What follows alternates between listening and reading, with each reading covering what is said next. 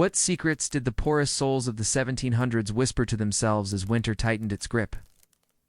How did families with nothing more than threadbare clothing and empty bellies find the strength to wake each morning when frost painted their windows like crystalline prison bars?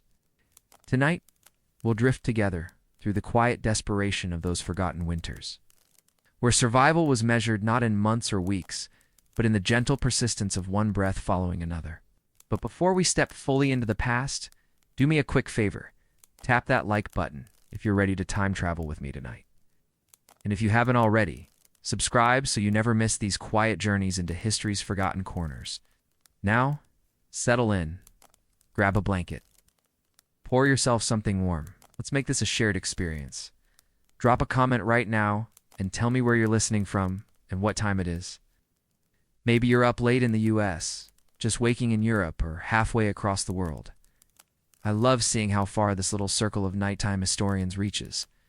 Now picture yourself settling into the rhythm of a time when winter wasn't merely an inconvenience, but a season-long test of human endurance.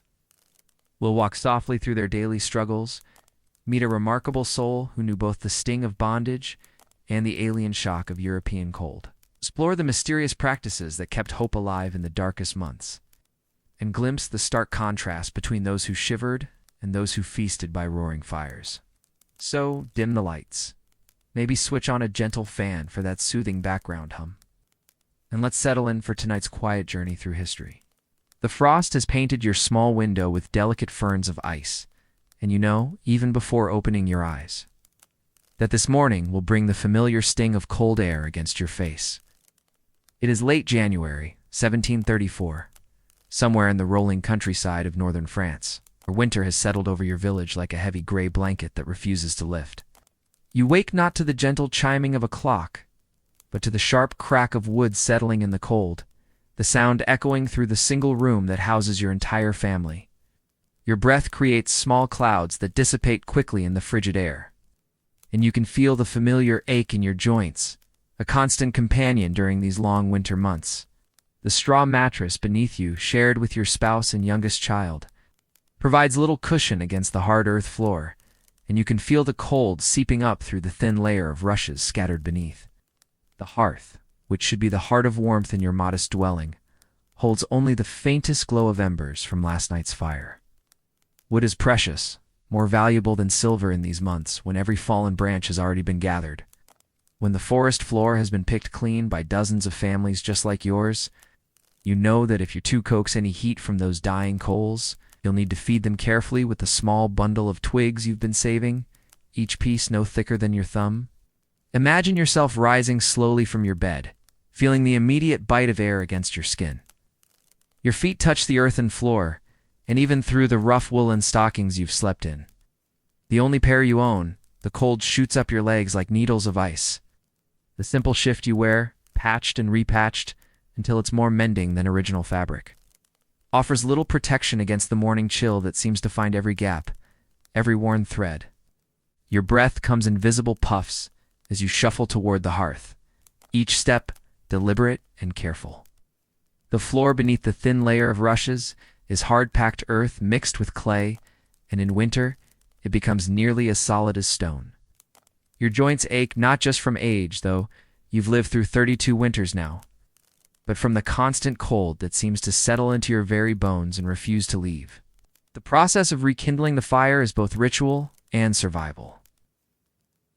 You kneel before the hearth, feeling the cold stones against your knees, even through the rough fabric of your shift. The few remaining embers glow like tiny jewels in the ash, and you know you have perhaps minutes before they fade entirely. With hands already growing numb, you select the finest pieces of kindling from your carefully hoarded supply, dry grass saved from autumn, thin strips of birch bark peeled from fallen branches, twigs so small they seem almost too delicate to burn. You blow gently on the embers, and for a moment a tiny flame flickers to life. The warmth touches your face like a whispered promise, but you know how fragile this moment is. Too much air, and you'll scatter the embers. Too little, and they'll die. You feed the flame carefully, adding slightly larger pieces of wood as it grows, each addition a small gamble with your family's warmth for the day. The smoke that begins to rise should go up through the simple chimney, really just a hole in the roof with a few stones arranged around it. But the wind is wrong this morning, and much of it billows back into the room. Your eyes water, and you resist the urge to cough, knowing that any disturbance might affect the delicate flame you're nurturing. The acrid smell of wood smoke mingles with the other scents of your small home, the mustiness of the straw bedding, the earthy smell of the clay and dung mixture that chink the gaps between the wooden beams of your walls, the lingering odor of last night's meager meal. As the fire slowly takes hold, you allow yourself a moment of relief. But it's tinged with the knowledge of how much precious fuel you've already consumed, and the day has barely begun.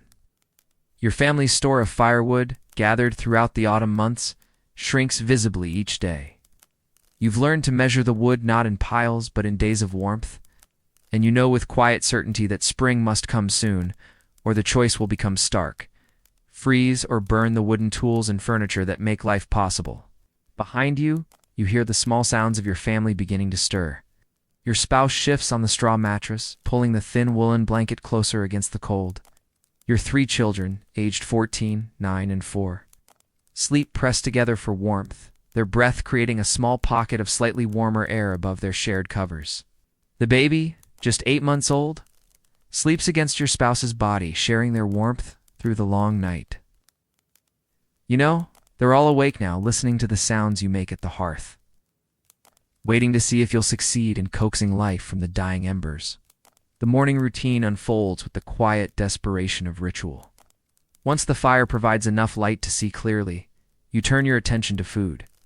The wooden bowl that holds your family's morning meal contains perhaps 2 handfuls of oats, stretched with water to create a thin gruel that will fill stomachs without truly satisfying hunger. The oats have been carefully rationed, each grain accounted for, because you know exactly how many such meals remain before your small store is exhausted. Water for the gruel must be fetched from the well, a task that becomes increasingly difficult as winter deepens. The well, shared by several families in your small cluster of homes, requires a walk of perhaps 200 paces through the snow. But it's not the distance that makes this chore challenging. It's the fight against the ice that forms each night. You wrap yourself in your cloak, a garment that was once a deep brown, but has faded to the color of old bark. It's wool, which makes you fortunate compared to some of your neighbors. But it's thin from years of wear, and there are places where careful mending can't quite keep out the wind. Over this, you pull a hood that covers most of your head, leaving just your eyes and nose exposed to the bitter air. The walk to the well is a journey through a landscape transformed by cold. Familiar path, worn smooth by countless feet during warmer months, is now hidden beneath snow that crunches softly under your step. Each breath you take seems to freeze in your nose before you can draw it into your lungs, and the cold air burns your throat. The other cottages you pass are silent and gray, thin streams of smoke rising from their chimneys like prayers offered to an indifferent sky. At the well, you find what you expected: a thin layer of ice covering the water's surface. Using a wooden paddle kept by the well for this purpose, you break through the ice, the sound sharp and clear in the still morning air. The water beneath is so cold it makes your fingers ache just to touch the rope, and as you draw up the bucket, you must be careful not to spill any of the precious liquid. Every drop that falls will freeze before it hits the ground. The bucket, once full, becomes almost too heavy for your weakened arms to carry. Winter hunger has made everyone in the village thinner, weaker, and tasks that seem simple in autumn now require careful planning and frequent rests. You make the journey back to your cottage slowly, stopping twice to rest and change your grip on the wooden handle that seems to grow colder with each step. Back at your hearth, you pour the water carefully into your iron pot, one of the few valuable possessions your family owns, and set it over the fire to heat. The pot is small, no larger than a man's head, but it's large enough to cook the morning meal for your family. As the water slowly warms, you add the oats, stirring them with a wooden spoon, worn smooth by years of use. The smell that rises from the pot is thin and almost apologetic. There's little richness to oats and water, even when warmed. But it's food, and food means life, and you've learned not to wish for what cannot be. Once, perhaps a month ago, you found a small piece of bacon rind that had been overlooked in your autumn preparations. Adding it to the morning gruel created a meal that seemed like a feast. But such discoveries are rare. and you've learned to find contentment in the simple fact of having something warm to put in your stomach. Your family gathers around the hearth as the gruel finishes cooking. There are no chairs in your small home. Such luxuries are for those with more space and more wealth than you possess. Instead, you sit on low stools made from sections of tree trunk, or simply on the floor itself, circling the warmth of the fire like moths drawn to flame. The wooden bowls from which you eat are smooth from use, their surfaces worn to a soft patina by countless meals. There are 5 bowls for 6 people. The baby doesn't yet need their own. Each portion of gruel is carefully measured, not by any formal means, but by the practiced eye of someone who knows exactly how much food remains and how many meals it must provide. As you eat, the silence is comfortable but tinged with the awareness that hangs over every winter meal. The gruel is warm, and that warmth spreads through your body like a small blessing. But it's not enough to truly fill you, and you know it won't sustain you through the long hours of work that lie ahead. Hunger has become such a constant companion that you barely notice it anymore, except in the quiet moments when you allow yourself to imagine what it would feel like to eat until you were truly satisfied. Your eldest child, a boy of 14, finishes his gruel quickly and looks hopefully toward the pot. There might be a small amount remaining, the scrapings from the bottom, thickened with bits of oat that stuck to the iron. You nod, and he uses a piece of coarse bread to wipe the pot clean, getting every last trace of nourishment. The bread is dark and dense, made from rye flour, mixed with whatever else was available, sometimes ground peas, sometimes even sawdust, when flour was particularly scarce. After the meal, the day's work begins in earnest. For you, this means the endless task of keeping your family warm, fed, and alive for one more day. Your spouse will spend the morning spinning thread from the small amount of wool you've saved, working with fingers that move slowly in the cold but never stop. The wool is coarse and gray, but it will eventually become the patches needed to mend your family's clothing, or perhaps be traded for something even more essential. Your older children have their own responsibilities. The 14-year-old will join you in the search for fuel, not just wood, but anything that will burn. This means walking to the edges of fields where stubble from last year's harvest might still protrude through the snow, or searching through areas where other families have already gleaned, hoping to find even the smallest sticks they might have missed. The 9-year-old tends to the few animals your family owns. 2 chickens that lay eggs perhaps every 3rd day during the cold months, and a goat whose milk has almost dried up for the winter. The animals share a small lean-to attached to your cottage, their body heat helping to warm the main room where your family lives. This arrangement means that the smell of animals is constant in your home, but it also means survival. Caring for the animals in winter requires its own form of desperate resourcefulness. The chickens need grain, but grain is precisely what your family has too little of. So your child learns to find alternatives, kitchen scraps when there are any. Insects found under stones or in crevices where they shelter from the cold.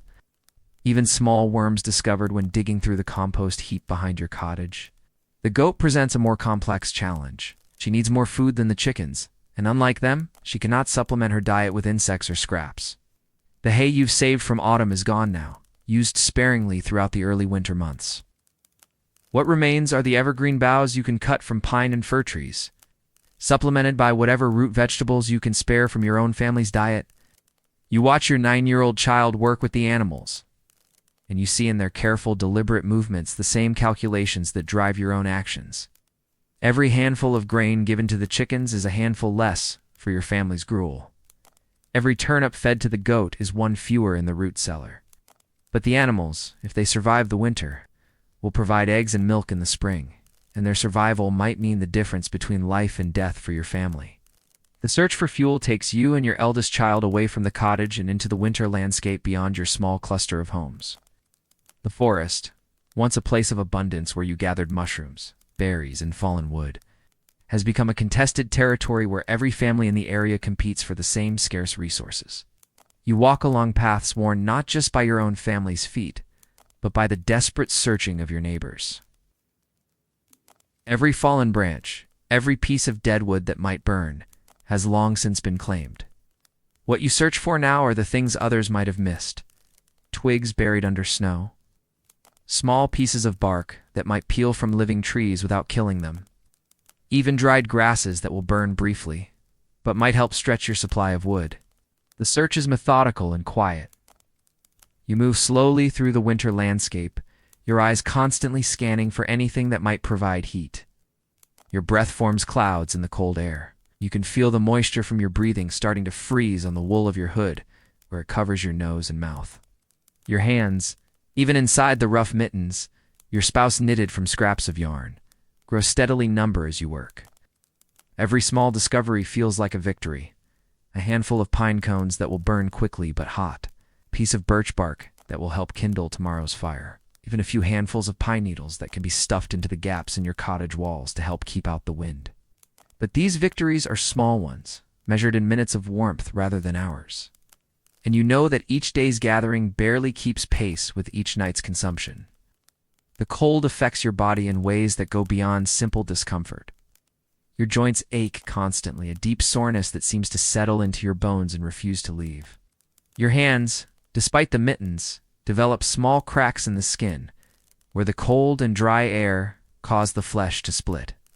These cracks heal slowly in the winter, and they make every task that requires dexterity, from threading a needle to breaking kindling, a source of small, sharp pain.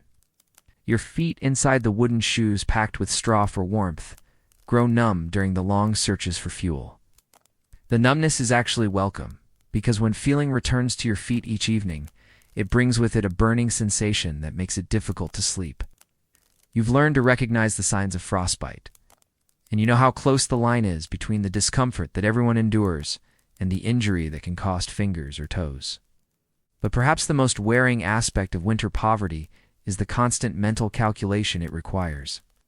Every decision involves weighing one desperate need against another. Do you use an extra piece of kindling to make the fire hot enough to truly warm the cottage, knowing that it brings you one step closer to having no fuel at all? Do you give the children slightly larger portions of the evening gruel, knowing that it means the food will run out sooner? Do you burn a piece of furniture, a stool, or a wooden bowl to provide warmth for one more day? These calculations become so automatic that you barely notice them, but they never stop. Every action, every choice, is filtered through the arithmetic of survival. You find yourself counting constantly. How many pieces of wood remain? How many handfuls of oats? How many days until the first signs of spring might appear? The afternoon brings different tasks, but the same underlying desperation. While you and your eldest child continue the search for fuel, your spouse works inside the cottage, spinning and mending by the small light provided by the fire. The spinning wheel, inherited from your spouse's mother, is one of the most valuable items your family owns, both for its function and for what it represents. The possibility of creating something useful from raw materials. But even this work is affected by the cold and scarcity of winter. The wool being spun is coarse and difficult to work with, and the cold makes fingers stiff and clumsy. Thread breaks frequently, requiring careful splicing to avoid waste. The light provided by the fire is dim and flickering, straining eyes already tired from months of winter gloom. Your younger children huddle together near the fire, playing quiet games with sticks and stones, or listening as their older sibling tells stories remembered from better times. Their voices are softer than they were in autumn, and they move less energetically. This isn't necessarily sickness, though sickness is always a threat in winter, but rather the body's natural response to sustained hunger and cold. Energy becomes precious, to be conserved and used carefully. The 4-year-old, still young enough to be somewhat sheltered from the full weight of winter's hardship, sometimes asks for things that cannot be provided. More food, warmer clothing, toys that exist only in imagination. These requests break your heart in small ways, but you've learned to redirect them gently toward things that are possible. Stories, songs, simple games that require no materials beyond what you already possess. The baby at 8 months old sleeps much of the time, which is both blessing and worry. Sleep means they require less food and generate less demand for warmth, but it also might indicate that they're not getting adequate nutrition. You watch for signs of healthy development, but the markers you're familiar with, steady weight gain, alertness, strong crying, become ambiguous when filtered through the reality of winter scarcity. As the short winter day begins to fade, the family gathers again around the hearth for the evening meal. This will be similar to the morning's gruel, but perhaps with the addition of a turnip or two from your small store of root vegetables. The turnips, kept in a shallow pit, lined with straw and covered with boards and earth, have lasted better than you dared hope, but you know exactly how many remain, and you know how long they must last. Preparing the turnips is a task that requires careful consideration of every part of the vegetable. The roots are peeled as thinly as possible, with the peelings saved to add to tomorrow's gruel for whatever nutrition they might provide. The greens, if any remain edible, are chopped fine and added to the pot. Even the cooking water will be saved and reused because it contains minerals and nutrients leached from the vegetables. The evening meal is eaten in much the same manner as the morning gruel, with careful attention to portions and nothing wasted. But the evening also brings a small ritual that helps mark the end of another day survived, the sharing of whatever small news or observations the day has brought. Perhaps someone spotted tracks in the snow that suggest game animals are moving through the area. Perhaps a neighbor mentioned that ice on the streams is beginning to thin.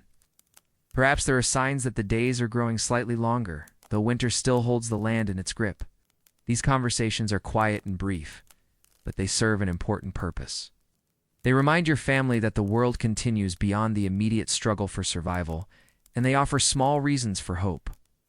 Even the observation that the wind seems to be shifting direction becomes noteworthy when you live so intimately connected to weather and season. As true darkness settles over your cottage, the family prepares for sleep. The fire is banked carefully, with enough fuel added to maintain some warmth through the night, but not so much that precious wood is wasted on empty hours. The ash is arranged to hold the coals in a tight group that will burn slowly and steadily, providing both warmth and the foundation for tomorrow morning's fire. The sleeping arrangements remain the same as they've been throughout the winter. Adults and baby together on the larger straw mattress. Children sharing the smaller mattress. Everyone fully dressed beneath the few blankets and cloaks that make up your family's bedding. The cottage itself becomes quieter as the fire dies down, but it's never truly silent. The wind finds gaps in the walls and creates small whistling sounds. The wooden beams creak as they contract in the cold. Sometimes you can hear sounds from your neighbors' cottages, a cough, the cry of a child, the quiet murmur of conversation. Sleep, when it comes, is often fitful. The cold makes it difficult to find a comfortable position, and hunger can cause dreams that are both vivid and disturbing. You dream of food, meals from better times, harvests from summers that seem like distant memories, the smell of bread baking or meat roasting. But these dreams, while pleasant during the sleeping hours, make waking more difficult. As reality reasserts itself with the familiar sting of cold air and the knowledge that another day of careful survival lies ahead. But there are also dreamless sleeps, deep and restorative, when exhaustion overcomes discomfort and your body finds the rest it needs. These nights are gifts, and you wake from them feeling more capable of facing whatever challenges the day might bring. They remind you that beneath the hardship and constant worry, your body and spirit retain the capacity for renewal. The rhythm of these winter days creates its own form of meditation. The repetitive tasks, tending the fire, searching for fuel, preparing simple meals, mending and spinning, become automatic, performed without conscious thought.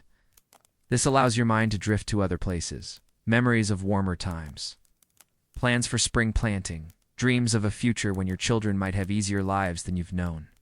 In these quiet moments of mental drift, you sometimes reflect on the strange democracy of winter hardship.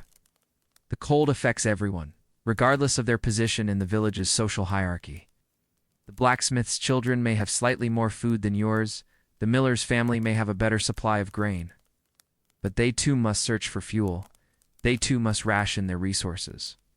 They too must make the daily calculations that spell the difference between survival and catastrophe.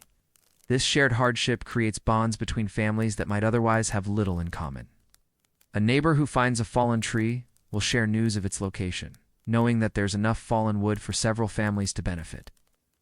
A family whose chickens are laying more regularly will sometimes share eggs with those whose birds have stopped producing. These small acts of mutual aid don't solve the fundamental problem of winter scarcity, but they make it more bearable. Yet even in this community of shared hardship, there are gradations of desperation. You're aware of families who are worse off than yours, those who lost their goat to disease early in the winter, or whose store of grain ran out before the new year began. You see them moving more slowly, hear the hollow sound in their voices that speaks of hunger deeper than your own. And you know that there, but for small margins of luck or planning, your own family might be in the same situation. The knowledge that others are suffering more than you brings its own complex mixture of emotions. Relief that your family has been spared the worst. Guilt that your relative good fortune comes partly at the expense of others who might have benefited from resources you've claimed. Fear that circumstances could change quickly and place you among the most desperate. These are the thoughts that occupy the quiet hours as winter deepens around your small cottage. The immediate tasks of survival, maintaining the fire, preparing meals, searching for fuel, provide structure and purpose to each day. But underneath these activities runs a deeper current of endurance. A quiet determination to simply continue existing until the season turns and life becomes possible again. You've learned not to think too far ahead, not to imagine spring with too much detail or longing, because such thoughts can make the present moment unbearable. Instead, you focus on immediate goals, keeping the fire alive until morning, making the day's food last until evening, finding enough fuel to get through the next few days. These small victories, accumulated one after another, create the foundation for longer-term survival. And in the quiet moments before sleep, as the fire dies down to glowing embers and your family settles into the shared warmth of close-pressed bodies, there's sometimes a sense of deep, fundamental satisfaction that comes from having successfully completed another day. You've kept your family alive, warm, and fed for one more cycle of light and darkness. Tomorrow will bring its own challenges, its own requirements for careful resource management and desperate resourcefulness. But tonight, in this moment, you've accomplished what was necessary. The wind outside may howl, and the cold may press against your cottage like a living thing seeking entry. But inside, surrounded by the quiet breathing of your sleeping family and the gentle warmth of carefully tended coals, there's a small island of safety and continuity. This is how winter is survived, not through grand gestures or dramatic acts of heroism, but through the accumulation of countless small victories over cold, hunger, and despair. Each morning that you wake and successfully rekindle the fire from the previous night's embers represents a triumph over the forces that would extinguish your family's flame of life. Each evening meal, however meager, represents successful resource management and planning. Each night that everyone in your family falls asleep warm and together represents another day's successful resistance against winter's attempt to separate you permanently from the world of the living. This is the quiet heroism of winter's survival in the 1700s. Not the heroism of battles won or great deeds accomplished, but the heroism of simple persistence, of continued existence in the face of conditions designed to make existence impossible. It's a heroism measured in breaths taken, fires maintained, and mornings greeted with the determination to face another day of careful, calculated survival. And as you drift toward sleep on this particular January night in 1734, listening to the familiar sounds of your family breathing and the cottage settling around you, you carry with you the knowledge that thousands of other families across the winter landscape are engaged in the same quiet struggle, tending their own fires, rationing their own resources, and finding their own ways to endure until spring returns to the world. As the embers of our village hearth fade to gentle memory, let us drift across time and space to meet a soul who knew winter's bite in ways both familiar and utterly foreign.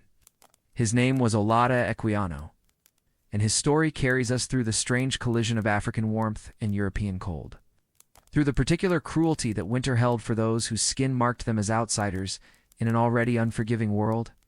Born sometime around 1745 in what is now Nigeria, in the Kingdom of Benin, Equiano spent his earliest years in a land where winter was unknown, where the rhythm of seasons meant wet and dry rather than the slow death and resurrection that marked European years. He would later write of his childhood home with the tenderness of permanent exile, describing a place where palm trees swayed in warm breezes and the earth yielded its abundance without the desperate hoarding that marked colder climates. The memory of that warmth would follow him across oceans and through decades, becoming both comfort and torment as he learned to navigate the harsh realities of European winters. In his homeland, the concept of cold as a life-threatening force was as foreign as snow itself. The gentle cooling that came with evening breezes or seasonal rains bore no resemblance to the bone-deep chill that could kill a man in ours if he lacked proper shelter or fuel. His earliest years were filled with the sensory richness of tropical abundance. The sweet scent of ripening fruit carried on warm air. The sound of rain drumming on broad leaves during the wet season. The feel of sun-warmed earth beneath bare feet. These memories would later sustain him during the darkest winter months in London, when the very air seemed hostile to life and warmth became a precious commodity to be carefully rationed and protected. But this gentle beginning would be severed when Equiano was perhaps 11 years old, kidnapped from his village along with his sister, in an event that would reshape his understanding of what the world could contain. The details of his capture, as he later recorded them, speak to the particular vulnerability of childhood. The moment when safety dissolves and reveals itself to have been as fragile as morning mist. The trauma of that separation would echo through every subsequent winter of his life. In the cold months, when the world seemed most inhospitable, he would remember the last morning in his village. The familiar sounds and smells of home that he assumed would always surround him. The kidnapping occurred during what would have been, in England, late spring or early summer, when the world was green and growing. But for Equiano, it marked the beginning of a different kind of winter, one that would last for years and leave him forever changed in his relationship to warmth, safety, and belonging. Imagine, if you can, the journey that followed. A child who had never known cold transported first across the African continent, then across the Atlantic Ocean, carrying within his small body the memory of warmth that would never fully leave him. The ships on which he sailed were themselves previews of the European winter he would come to know. Enclosed spaces where bodies pressed together for warmth, where the air grew thick and difficult to breathe, where survival depended on the careful management of scarce resources. The Middle Passage, that horrific journey across the Atlantic, introduced Equiano to forms of cold he had never imagined possible. Below deck, in the fetid darkness of the slave ship's hold, the warmth of packed bodies became a paradox, simultaneously life-saving and life-threatening. When storms struck and seawater poured through the ship's cracks, the resulting chill was unlike anything in his experience. Water that had once been a source of life and refreshment became an agent of misery and death.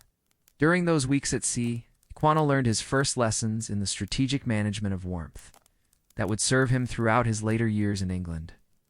He discovered how bodies could be arranged to maximize shared heat, how small movements could maintain circulation when larger motion was impossible, how breath itself could be used to warm hands or feet.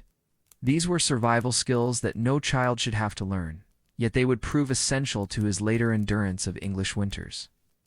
The ship's crew, hardened sailors accustomed to the cold of Atlantic crossings, showed no understanding of how the African climate had prepared their human cargo for entirely different challenges. They saw the shivering and sickness that cold brought to their captives as signs of weakness, rather than evidence of a fundamental mismatch between human biology and environment. This misunderstanding would follow Equiano throughout his years in slavery, as owners and overseers consistently underestimated the additional burden that cold weather placed on those born to warmer climates. Equiano's first encounter with snow came years later.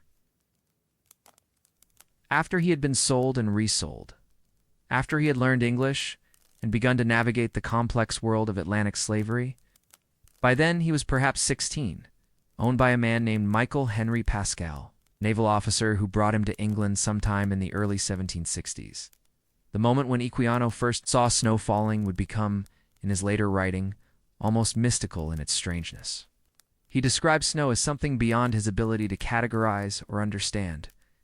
Having grown up in a world where water fell as rain, warm, life-giving, familiar, the sight of water transformed into something solid yet delicate, something that fell silently from gray skies and accumulated on the ground like scattered fragments of cloud, struck him as evidence of a world fundamentally different from the one he had known.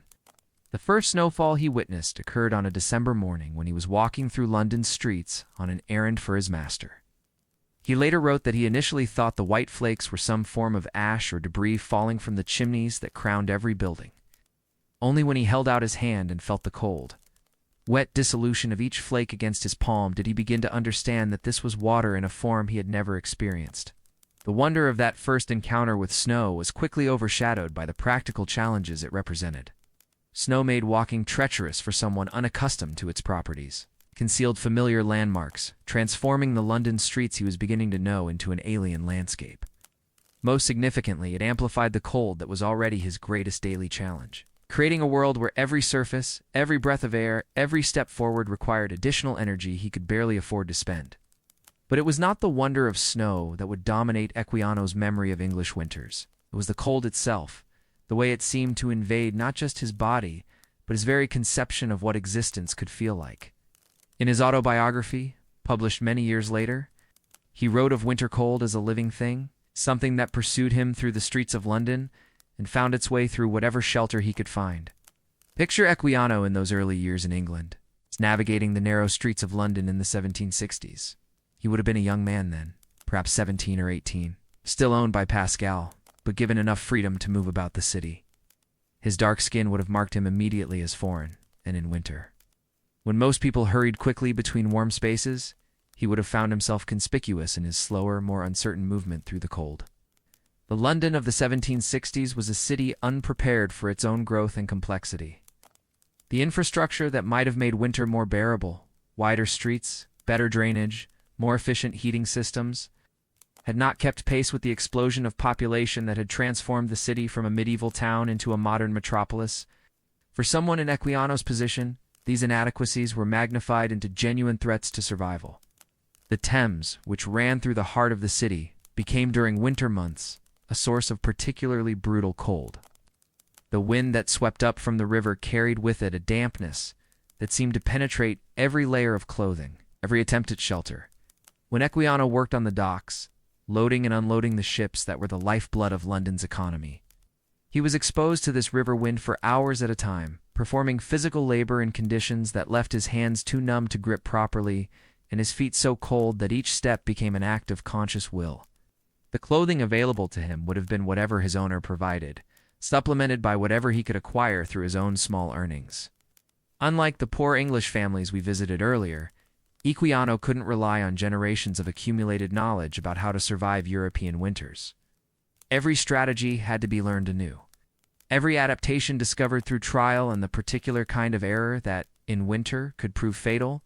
He learned, for instance, that wool held warmth better than cotton, but that wet wool became a liability rather than an asset. He discovered that layers of thin clothing often provided better insulation than single thick garments, but that too many layers could restrict movement and make work impossible. Most importantly, he learned that in London's damp winters, staying dry was often more crucial than staying warm.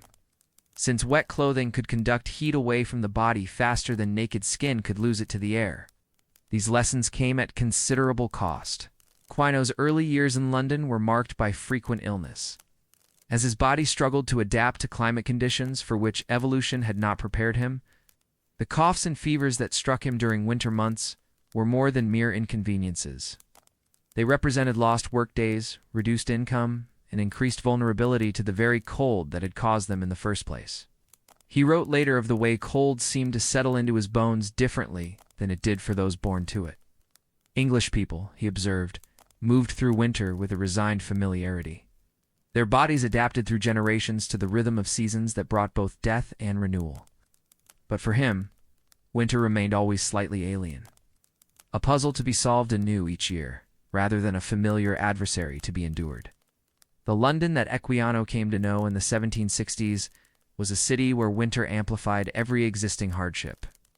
The narrow streets, crowded with buildings that leaned toward each other as if seeking mutual support, created canyons of shadow and wind where cold air pooled and stagnated. The smoke from thousands of coal fires created a perpetual haze that made the short winter days even darker and filled the air with an acrid thickness that burned the throat and lungs. Coal smoke was perhaps the most distinctive feature of London winters in Equiano's era. The fuel that made survival possible also made survival more difficult. creating air that was simultaneously warmer and harder to breathe. For someone whose respiratory system had developed in the clean, humid air of tropical Africa, the coal-laden atmosphere of winter London represented a constant assault. He learned to recognize the different qualities of smoke that indicated whether a fire was burning efficiently or wastefully. Knowledge that helped him gauge the relative warmth and air quality of different neighborhoods and buildings. The social geography of winter London was as complex as its physical landscape. Wealth and poverty were measured not just in money, but in access to warmth. The grand houses of the wealthy featured multiple fireplaces, thick walls, and well-fitted windows that excluded drafts. The tenements and boarding houses where the poor sought shelter often had single fires that inadequately heated multiple rooms, walls that offered little insulation, and windows that let in as much cold air as light. For someone in Equiano's position, legally enslaved but functionally free much of the time, earning small amounts of money through various forms of work, winter presented challenges that were both material and social. The same cold that made life difficult for poor English families affected him more severely, because he lacked their networks of mutual support, their inherited knowledge of survival strategies, their unquestioned right to seek shelter and assistance. Imagine Equiano seeking lodging on a winter night in 1760s London. The boarding houses and taverns that provided accommodation to working people operated according to social hierarchies that placed him near the bottom.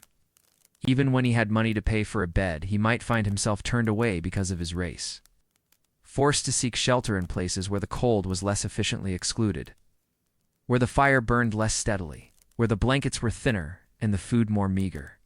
The discrimination he faced was not always overt or intentional.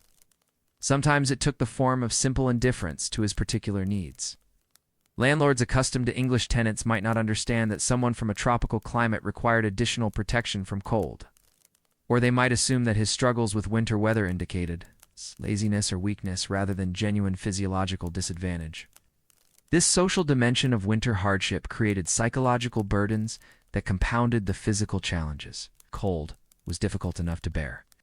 Cold, combined with isolation and rejection, was nearly unbearable. Equiano learned to identify the signs of acceptance or rejection quickly, to gauge from a landlord's first glance whether he would be welcome or whether he should continue searching for shelter elsewhere. The work available to him during winter months was often the hardest and most poorly paid.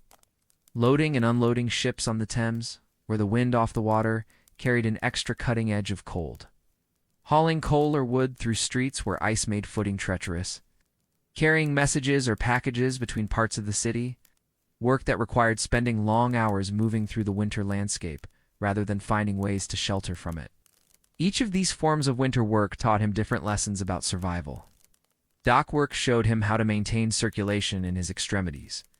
During long periods of exposure to river wind, coal hauling taught him to judge the quality and heat potential of different types of fuel.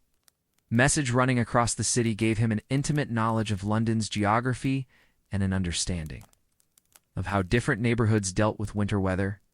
Perhaps most importantly, winter work taught him about the economics of survival in a cold climate. He learned to calculate the relationship between calories consumed, energy expended, and warmth generated. He discovered that certain foods provided more sustained energy in cold weather, that hot meals were worth their additional cost during winter months, that the timing of meals could affect his ability to maintain body heat throughout a long, cold day. But Equiano possessed something that sustained him through these winter hardships: an intelligence and determination that would eventually lead to his freedom and later to his emergence as one of the most eloquent voices against the slave trade. Even during the darkest winter days, he was learning, acquiring not just the practical skills needed for survival, but the broader education that would later make him a powerful advocate for abolition. He taught himself to read and write with a fluency that surpassed many of his contemporaries, regardless of race. This education often progressed most rapidly during the winter months, when short days and harsh weather limited opportunities for outdoor work. Sitting by whatever fire he could afford to maintain, often in lodgings that were only marginally warmer than the outdoor air. He practiced forming letters with fingers stiff from cold, sounding out words while his breath formed visible clouds in the frigid air. The contrast between his physical discomfort and intellectual growth during these winter months created a particular kind of determination. Learning became not just a route to eventual freedom, but an immediate refuge from the hardships that surrounded him.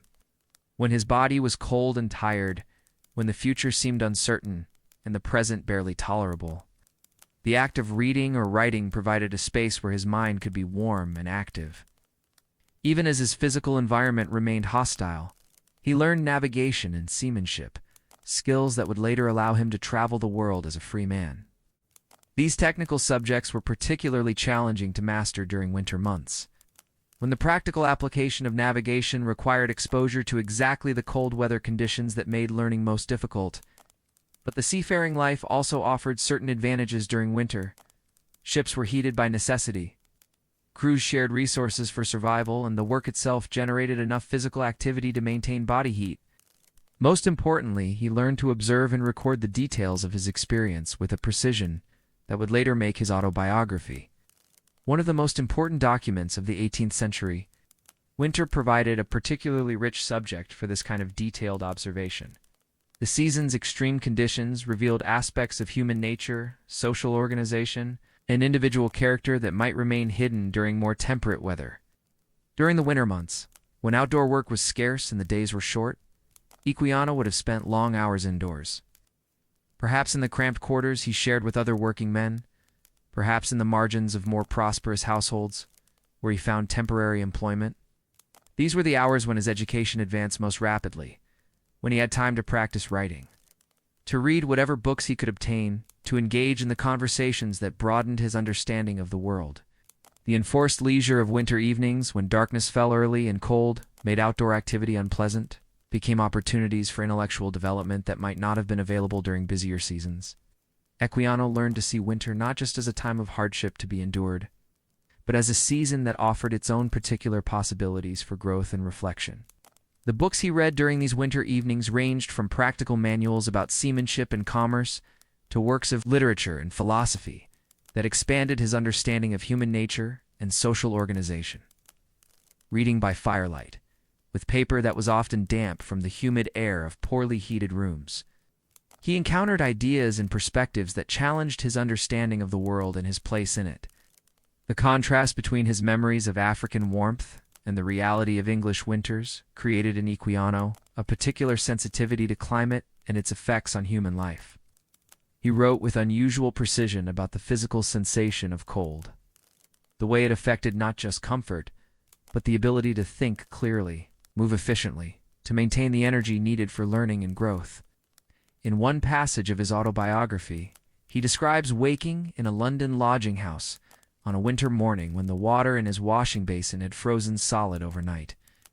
The description captures not just the physical fact of extreme cold, but the psychological impact of living in a world where the basic elements, water, air, the very space around one's body, could become hostile to life. This particular morning, he later wrote, marked a turning point in his understanding of English winters.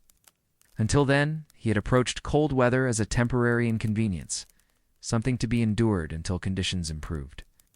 But waking to find that water, the most basic necessity of life, had transformed overnight into something solid and useless, taught him that winter in England required not just endurance, but active daily management of resources and environment.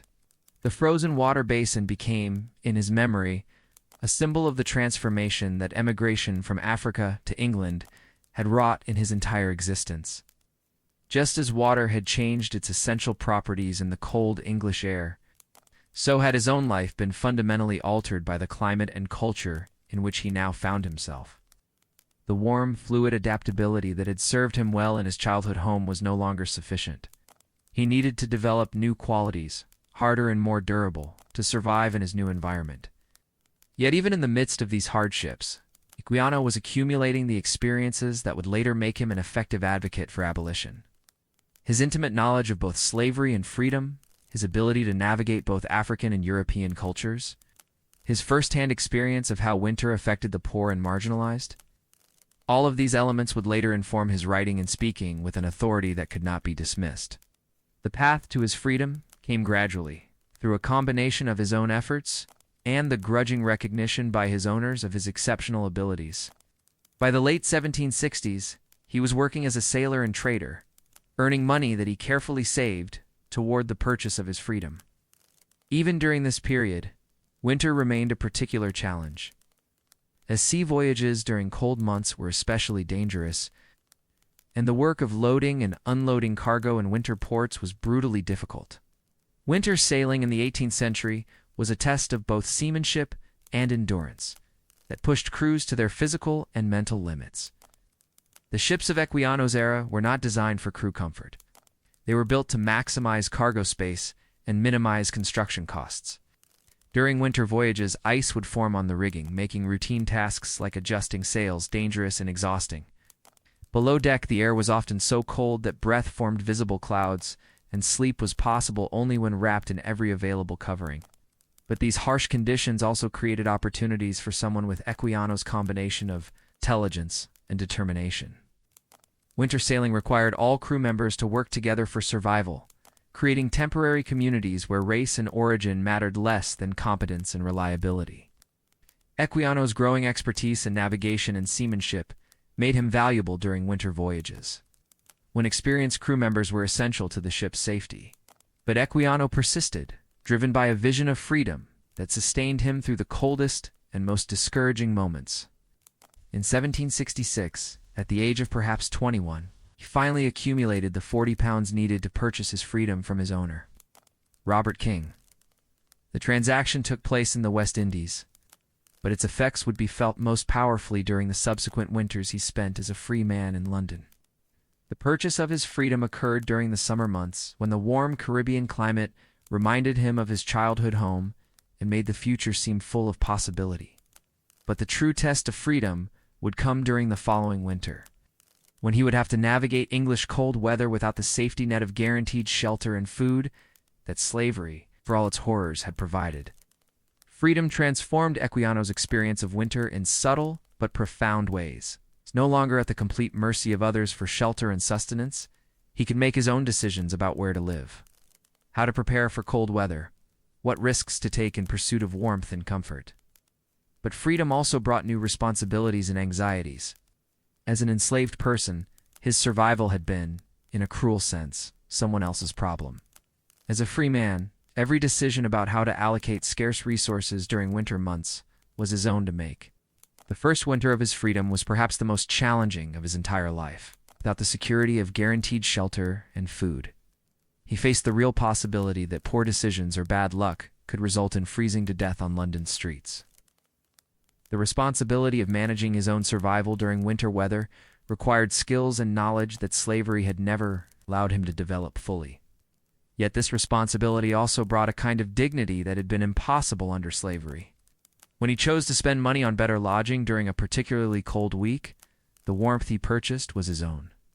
When he decided to take on dangerous winter work to earn extra money, the risk and the reward were both his to claim. Freedom meant that his survival or failure during winter months would be the result of his own choices, rather than the whims of others. The London to which Equiano returned as a free man was changing in ways that would affect how winter was experienced by the poor and marginalized. Coal was becoming more widely available, making it possible to heat homes more efficiently, but also creating new forms of pollution that made winter air increasingly difficult to breathe. The city's population was growing rapidly, creating both more opportunities for work and more competition for affordable shelter. These changes created a complex winter landscape for someone in Equiano's position. On one hand, the growing economy offered more opportunities for skilled work during winter months. His literacy and numeracy, combined with his experience in seamanship and trade, made him valuable to merchants and shipowners who needed reliable workers during the busy winter shipping season.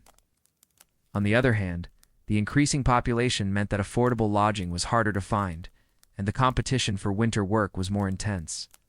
For Equiano, winter became a season of writing and planning. The short days and harsh weather that made outdoor work difficult provided time for the intellectual labor that would eventually produce his autobiography, sitting by whatever fire he could afford to maintain. Often in lodgings that were only marginally warmer than the outdoor air, he began to set down on paper the story of his life and the argument against slavery that would make him famous. The process of writing during winter months with fingers stiff from cold and ink that sometimes froze in its container, required a particular kind of dedication. Each word had to be considered not only for its meaning, but for its cost.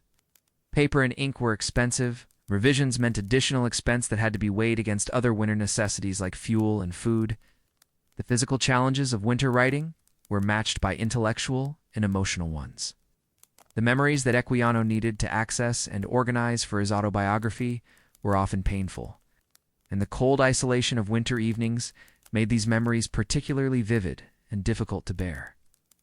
Writing about his childhood in Africa, while sitting in a cold, London room created a contrast that was almost unbearable in its poignancy. Yet it was precisely during these winter months of careful composition that Equiano's most powerful writing emerged.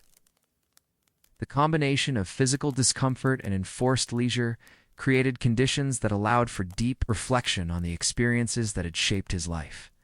The cold that made writing difficult also concentrated his attention, forcing him to choose each word with precision and economy.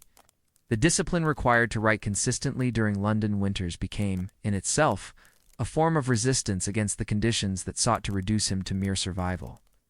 By choosing to spend precious fuel on light and heat for writing, rather than simply on warmth for sleeping, he was asserting that his intellectual life was as important as his physical survival. His descriptions of winter in his autobiography carry a double weight. They speak both to his personal experience of cold and displacement, and to the broader experience of all those who found themselves vulnerable to winter's particular cruelties.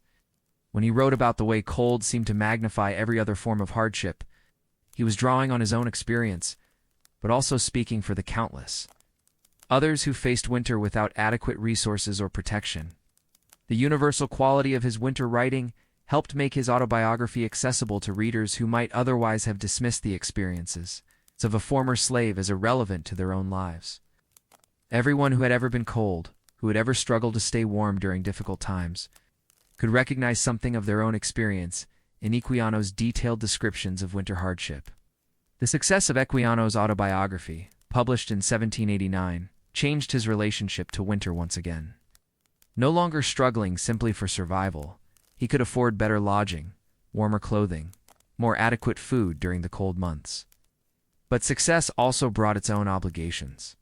Lecture tours and speaking engagements that often required travel during winter weather, exposing him once again to the hardships he had worked so hard to escape.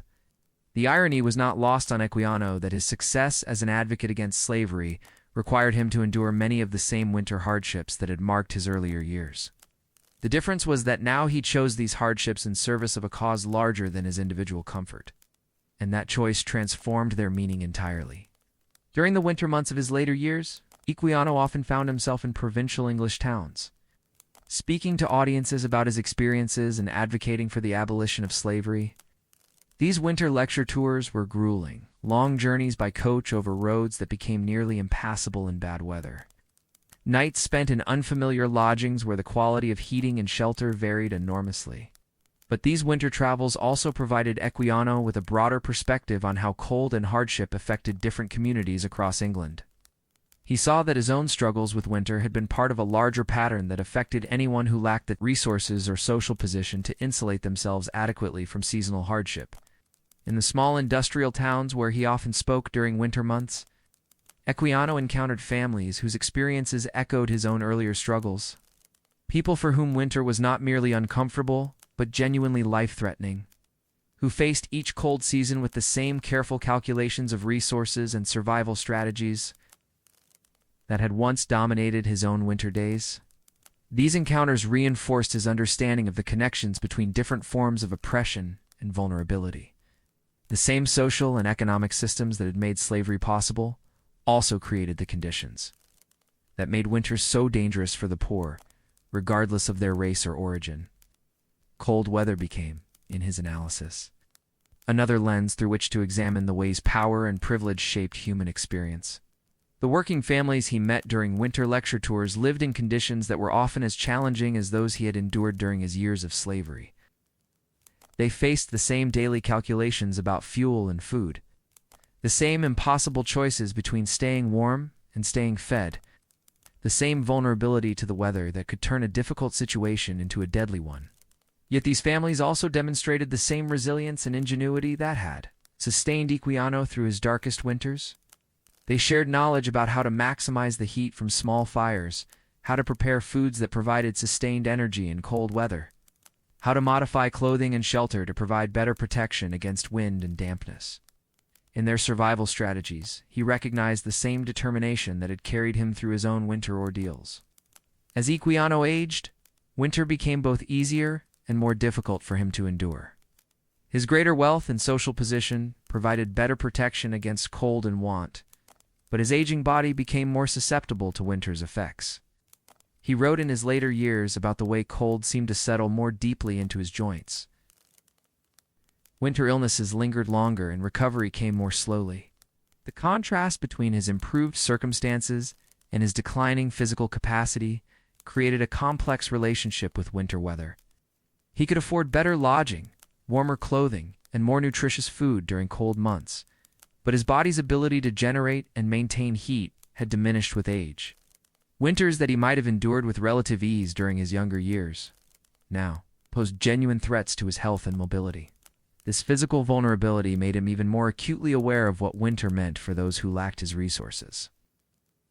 During particularly harsh winter weather, when he was forced to remain indoors despite his comfortable lodgings, he thought often of the poor families he had encountered during his lecture tours, wondering how they were managing to survive conditions that challenged even his improved circumstances.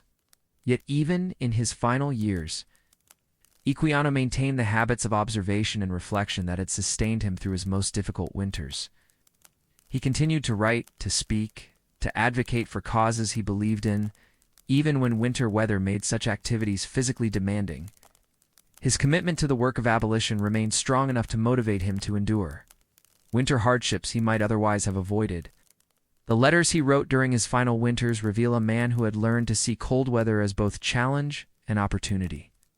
While he acknowledged the increased difficulties that winter brought to his aging body, he also recognized that the enforced leisure of short winter days provided time for reflection and correspondence that the busier seasons did not allow. In these late letters, Equiano often reflected on the journey that had brought him from the warm homeland of his childhood to the cold climate where he would end his days. He wrote about the ways that surviving English winters had changed him, not just physically, but intellectually and spiritually. The discipline required to endure cold weather had taught him patience and perseverance. The isolation of winter evenings had given him time for the reading and thinking that shaped his worldview. Most remarkably, he wrote about winter as a teacher that had prepared him for the work of his later years. The same qualities that had enabled him to survive London's coldest months had also equipped him to endure the opposition and criticism that came with his advocacy for abolition. Winter had taught him that endurance was not just about surviving immediate hardship, but about maintaining hope and purpose, even when conditions seemed most discouraging. Equiano died in 1797, at the age of perhaps 52, having lived through more than 30 English winters. His death came in March, as winter was finally loosening its grip and the first signs of spring were appearing in London. It seems fitting that he passed from life at the moment when the season that had challenged him so consistently was giving way to the warmth and renewal that had always marked for him the possibility of hope and continued effort. His autobiography remained popular long after his death, and its descriptions of winter hardship continued to resonate with readers who recognized, in his experience, echoes of their own struggles with cold, poverty, and displacement. The book became not just an argument against slavery, but a broader meditation on what it means to survive and maintain dignity in the face of conditions designed to destroy both. The winters that Equiano endured and overcame became, in his telling, emblematic of a larger human capacity for endurance and adaptation. His ability to find warmth and purpose, even in the coldest and most discouraging circumstances, spoke to possibilities that extended far beyond his individual experience. Contemporary readers found in his winter narratives not just historical curiosity, but practical wisdom about how to maintain hope in humanity under difficult conditions. His detailed descriptions of survival strategies provided useful information, but more importantly, his example of intellectual and spiritual growth during periods of physical hardship offered a model for how to transform suffering into strength. The influence of Equiano's winter writing extended beyond the immediate cause of abolition to touch broader questions about social justice and human resilience. Later writers and activists would draw on his example of how individual endurance could be transformed into collective action, how personal suffering could become the foundation for advocacy on behalf of others who faced similar challenges. And so, as we drift away from Equiano's story and toward other voices from the winter past, we carry with us his particular vision of what it means to survive in a hostile climate, while maintaining hope for change. His winters were shaped by the double burden of poverty and racial prejudice, but his response to those challenges, through learning, writing, and advocacy, created something that outlasted the cold seasons that had once threatened to overwhelm him. In the quiet hours of winter nights, when the fire burns low and the cold presses close, there's something deeply comforting in the knowledge that others have faced similar challenges and not merely survived them, but transformed them into sources of strength and wisdom. Equiano. Winters remind us that even in the most difficult circumstances, the human capacity for growth and positive change remains as persistent as the eventual return of spring. His story teaches us that winter, for all its hardships, can also be a season of preparation and reflection, a time when the enforced limitations of cold weather create space for the internal work that sustains us through all of life's seasons. The warmth that matters most is not always the heat of fire or the protection of shelter, but the inner warmth that comes from purpose, connection, and the determination to create meaning from even the most challenging circumstances. Through 30 English winters, Olaudah Equiano transformed himself from a kidnapped child into one of the most influential voices of his era. His journey from the warmth of Africa to the cold of London, from slavery to freedom, from survival to advocacy, reminds us that the human spirit possesses resources as inexhaustible as winter's challenges are severe.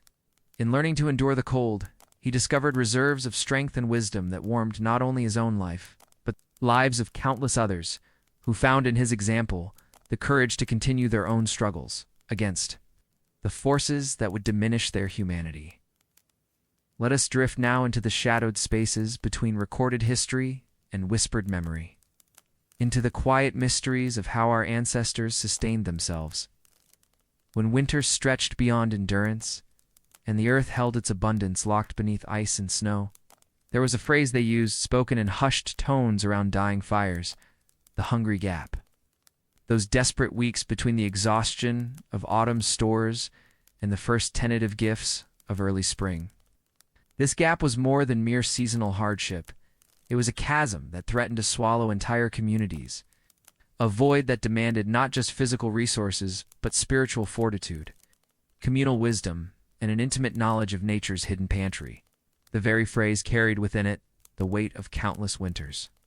Countless families who had faced the terrible choice between starvation and the unknown risks of consuming what civilized society deemed inedible. Imagine yourself descending into the root cellar of a cottage, much like the one we visited earlier. But this cellar holds secrets that were rarely written down, knowledge passed from mother to daughter, from neighbor to neighbor, in whispers that carried the weight of survival itself. The wooden steps creak beneath your feet as you move deeper into the earth, where the temperature remains constant, even as the world above freezes and thaws with winter's moods. Each step takes you further from the familiar world of documented history and deeper into a realm where survival depended on wisdom that couldn't be found in any written manual. The darkness here is not empty but pregnant with possibility, thick with the accumulated knowledge of generations who understood that the difference between life and death often lay in knowing which roots could be safely consumed after proper preparation, which barks could be transformed from tree armor into life-sustaining flower. The air here is thick with the smell of earth and preservation, turnips and carrots buried in sand, apples wrapped in cloth and nestled in straw, cabbages hanging from rafters like sleeping ghosts. But look more closely, and you'll notice other things. Bundles of dried plants whose names have been forgotten by history. Clay vessels sealed with wax and marked with symbols that speak to purposes beyond simple storage. These symbols, scratched into clay, carved into wooden container lids, even painted with natural pigments on stone, represent a lost language of survival. Some appear to indicate seasons of harvest, others suggest processing methods, and still others seem to warn of dangers or promise protection. The recurring motifs speak to a systematic approach to knowledge preservation that went far beyond simple memory. These cellars hold archaeological puzzles that continue to mystify researchers today. In excavations across northern Europe, archaeologists have discovered storage pits that seem to have been designed not just for the preservation of common foods, but for substances whose purpose remains tantalizingly unclear. Some contain the remains of what appears to be bread, but bread made with ingredients that challenge our understanding of what people ate when desperation drove them beyond the boundaries of normal sustenance. The analysis of these ancient loaves reveals grain mixed with ground bark, not just any bark, but specifically the inner bark of pine, birch, and oak trees, processed in ways that suggest sophisticated knowledge of which parts were edible and which might prove harmful. The proportions are too consistent to be accidental, too widespread to be anomalies. This suggests that across vast regions of Europe, people possess detailed knowledge of how to transform trees into food. Recent advances in archaeological analysis have revealed even more intriguing details. Microscopic examination of these ancient bread fragments shows evidence of fermentation processes that differ significantly from standard bread-making techniques. The presence of specific bacterial cultures suggests that communities had developed methods for breaking down the cellulose in bark and other fibrous materials, making them not only digestible, but nutritionally valuable. But the mystery deepens when we consider the other ingredients found in these archaeological bread remnants. Ground acorns that have been leached repeatedly to remove their bitter tannins, nettle seeds processed into a nutritious flour, even what appears to be carefully prepared moss that has been dried, ground, and incorporated into the mixture. Each of these ingredients required specialized knowledge and considerable labor to prepare safely for consumption. The processing of acorns alone represents a remarkable feat of food science. The tannins that make raw acorns bitter and potentially harmful must be removed through repeated leaching with water, a process that can take days or even weeks. The archaeological evidence shows that communities had developed sophisticated systems for this leaching process, including specially designed clay vessels with drainage holes and elaborate arrangements, changing the water at precise intervals. Drift with me through the quiet forests of the 1700s, where winter has stripped the trees of their leaves and covered the undergrowth with snow. If you know where to look, if you possess the knowledge that hunger and desperation once made essential, you can still find the signs of what our ancestors harvested when grain ran short and spring remained distant. The forest in winter was not the barren wasteland it might appear to modern eyes. To those who possessed the ancient knowledge, it was a vast pharmacy and pantry, its shelves stocked with medicines and foods that could sustain life when conventional sources failed. But accessing this bounty required precise knowledge of seasons and timing, of preparation methods that could transform the toxic into the nutritious, the bitter into the palatable. The birch trees, with their distinctive white bark marked by horizontal lines, hold inner bark that can be peeled away in long strips during certain months of the year. This inner bark, when properly prepared, contains nutrients and can be dried, ground, and mixed with whatever grain remains to extend the precious supply of flour. But the preparation requires exact timing and technique. Harvest too early or too late, process incorrectly, and the bark becomes inedible or even dangerous. The timing of bark harvest was so critical that communities developed elaborate calendars based on the observation of natural phenomena. The position of certain stars, the behavior of specific bird species, the subtle changes in tree sap flow, all of these served as indicators for when different types of bark could be safely harvested. Women would pass down these observations through generations, embedding them in songs and stories that ensured the knowledge would survive even when written records were lost.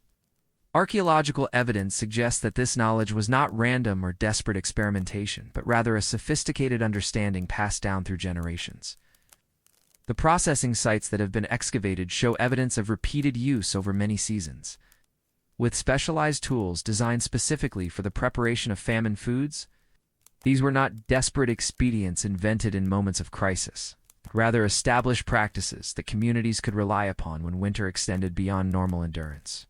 The pine trees that grew throughout northern Europe offered their own form of emergency sustenance.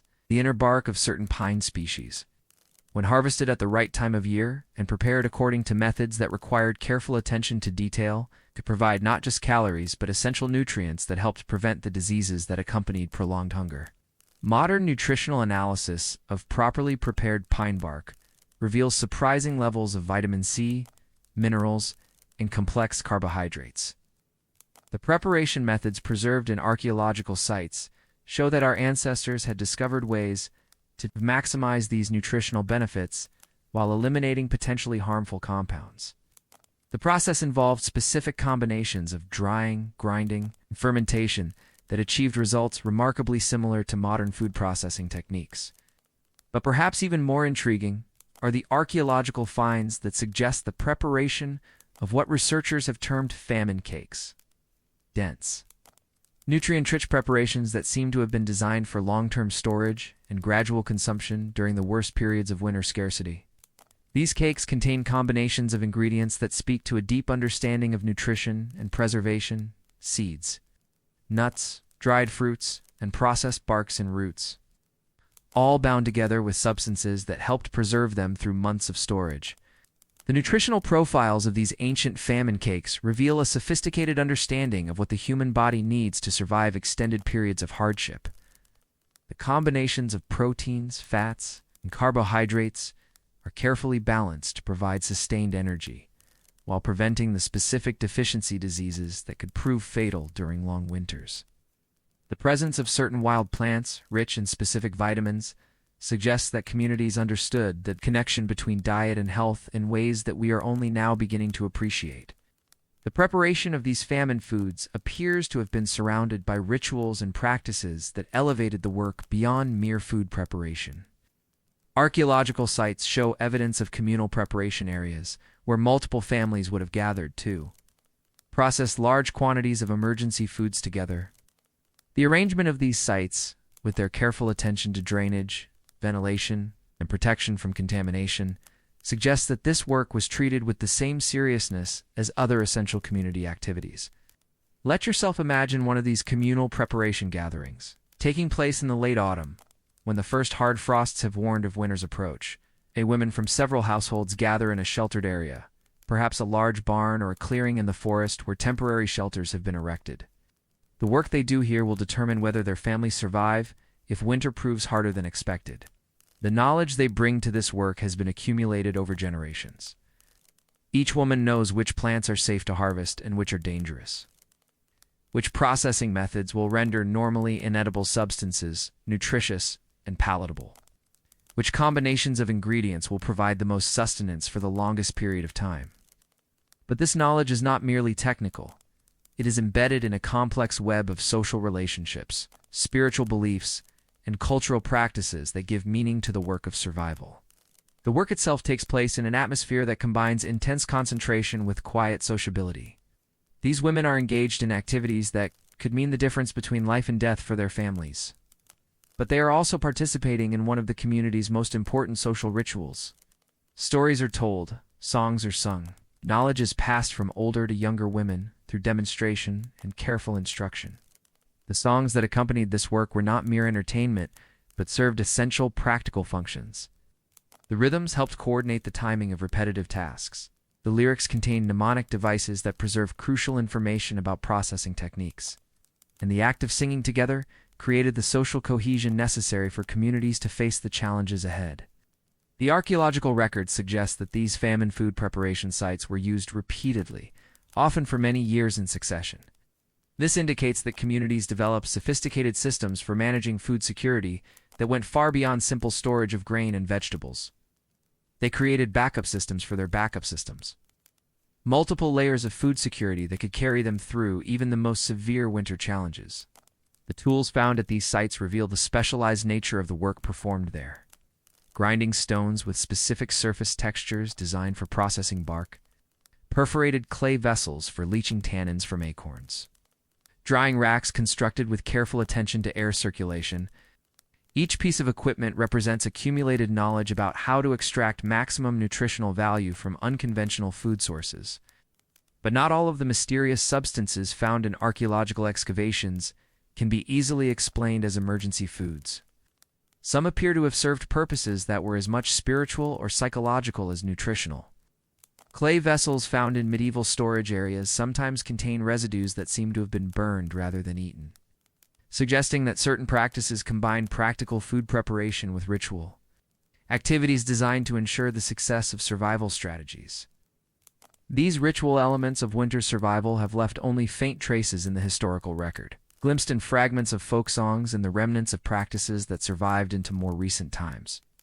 In the careful arrangement of archaeological sites that suggests symbolic as well as practical purposes, the burning of specific plant materials, the careful placement of certain objects, the performance of seasonal ceremonies, all of these activities seem to have been considered essential components of successful winter survival. One recurring element in these archaeological mysteries is the frequent appearance of what researchers have termed blessing stones, small, carefully selected stones that appear to have been placed in storage areas according to patterns that suggest symbolic rather than practical purposes. These stones are often found in association with the more mysterious food preparation sites, arranged in ways that speak to beliefs about protection, prosperity, or the successful completion of difficult work. The stones themselves are unremarkable, ordinary river rocks, pieces of quartz, fragments of slate. But their placement suggests that the communities that used these sites believed in the importance of combining practical preparation with spiritual protection. The careful arrangement of these stones, their consistent appearance across widely separated sites, indicates that this was not random superstition, but rather an established practice with specific rules and purposes.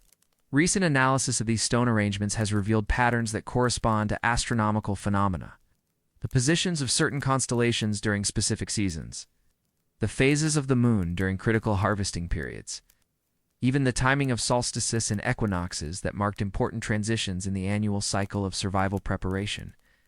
Let your mind drift deeper into these mysteries, into the quiet spaces where practical necessity merged with beliefs about how the world worked, how communities could influence their chances of survival through actions that went beyond the purely material. These were people who understood that winter survival required not just physical resources, but also the psychological and spiritual strength to endure months of hardship without losing hope or community cohesion. The psychological challenges of winter survival were as significant as the physical ones. Months of confinement, limited food, constant cold, and the ever-present threat of starvation created conditions that could destroy community bonds and individual sanity. The practices that surrounded food preparation and storage served not only practical purposes, but also provided structure, meaning, and hope during the darkest periods of the year. The folk practices that surrounded winter food preparation often included elements designed to ensure that the work was completed successfully, so that the resulting supplies would provide adequate sustenance through the difficult months ahead. Women would sometimes sing specific songs while grinding bark or processing seeds, songs that served both to coordinate the rhythm of their work and to invoke whatever spiritual protection they believed was necessary for the success of their efforts. These songs often contained encoded information about processing techniques, warnings about potential dangers, and reminders about the proper timing of various activities. The act of singing them created a form of quality control, ensuring that crucial steps in food preparation were not forgotten or performed incorrectly. Some of the most intriguing archaeological finds relate to what appears to have been the practice of deliberately burying small quantities of prepared famine foods in locations separate from the main storage areas. These buried caches, when they are discovered, often contain foods that seem to have been prepared with even more care than those found in regular storage sites. The foods in these hidden caches are often wrapped in materials that suggest they were intended for very long-term storage, sometimes in containers that appear to have been designed to keep their contents viable for several years. The placement of these caches, often at some distance from the communities that created them, suggests that they served as emergency reserves of last resort to be accessed only when all other food sources had been exhausted. The creation of these hidden food stores required careful planning and sophisticated knowledge of preservation techniques. The containers were often lined with specific plant materials that provided natural antimicrobial protection, sealed with substances that prevented moisture infiltration. and buried at depths calculated to maintain optimal temperature and humidity conditions. The existence of these hidden food caches raises questions about what our ancestors knew or suspected about the variability of winter severity. Were these caches created in response to specific warnings about particularly harsh winters to come? Did communities possess knowledge about weather patterns that allowed them to predict when normal food storage would prove inadequate? Some historical documents from the period hint at the existence of weather prediction methods that went beyond simple observation of immediate conditions. References to the behavior of animals, the appearance of plants, even the patterns of stars and moon, suggest that communities possessed sophisticated methods for anticipating seasonal challenges. But the most mysterious aspect of these winter survival practices may be the evidence for what appears to have been a form of community insurance system. Archaeological excavations sometimes reveal storage sites that seem to have been maintained collectively, with contributions from multiple households and access regulated by rules that ensured fair distribution during times of particular scarcity. These communal storage systems appear to have operated according to principles that balanced individual family needs with community survival. Families would contribute to the communal stores during years of abundance, building up reserves that could be drawn upon when individual households faced shortfalls. The management of these systems required sophisticated social organization and strong community trust. The archaeological evidence for these communal systems is subtle. Storage areas that are too large for individual families, distribution of different types of preserved foods that suggests coordinated preparation, arrangements of storage containers that speak to shared access rather than private hoarding. But perhaps the most compelling evidence comes from the analysis of human remains from the period, which shows patterns of malnutrition that vary in ways that suggest some communities were more successful than others at maintaining adequate nutrition through difficult winters. The communities that show less evidence of severe nutritional stress often show archaeological signs of more sophisticated collective food management systems. These communities seem to have developed methods for pooling risk, sharing resources, and maintaining social stability even during the most challenging winters. Drift with me now into the realm of pure speculation, into the questions that arise when we consider how much knowledge may have been lost. As communities modernized and traditional survival strategies became unnecessary, how much did our ancestors know about plant processing, about food preservation, about the management of scarce resources that we have forgotten? The fragments of knowledge that survive in folk traditions and archaeological remains hint at bodies of practical wisdom that may have been far more sophisticated than we typically assume. These were people who lived intimately connected to their environment, who possessed detailed knowledge of seasonal cycles, plant and animal behavior, weather patterns, and the complex interactions between all of these factors. Consider the precision required to successfully process potentially toxic plants into safe, nutritious food. The timing of harvest, the specific preparation methods, the proper storage techniques. Each step required exact knowledge that had to be preserved and transmitted across generations without the benefit of written instructions. The margin for error was often razor-thin. A mistake in processing could mean the difference between sustenance and poisoning. The complexity of this knowledge system becomes apparent when we consider the number of variables that had to be managed simultaneously. Different plants required different processing methods.